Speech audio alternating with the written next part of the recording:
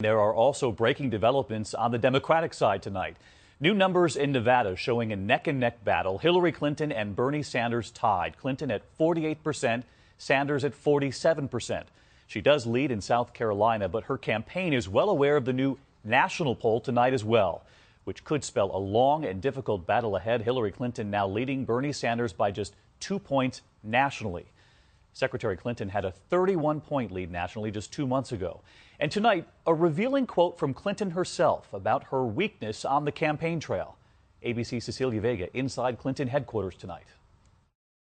I'm one of those mothers who met with her and was able to make it through. Hillary Clinton today standing with the tearful mother of Sandra Bland, the Chicago woman whose death in a jail cell sparked outrage. We need to face the reality of systemic racism. Clinton and Bernie Sanders trying to woo minority voters from the campaign trail. What we have got to do is bring justice back to the criminal justice system. To the airwaves. Bernie Sanders, un líder consistente.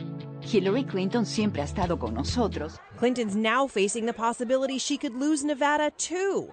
Today, we went to her Brooklyn headquarters to speak with her campaign manager. We always anticipated that this would be a very close contest. But what is Bernie Sanders doing in Nevada that you're not? I don't know. You'd have to ask him what he's doing. We are executing on our strategy. A strategy that involves thousands of volunteers now focused on getting voters to caucus. Clinton herself, now featured in Vogue, revealing this. I'm great at advocating for other people, but I'm not so good at really promoting myself. I just find it hard to do. And Cecilia Vega with us live tonight as well. Cecilia, we know they flipped coins in some precincts during the Iowa caucuses because the race between Clinton and Sanders was so close. New word tonight how they'd break a tie in Nevada?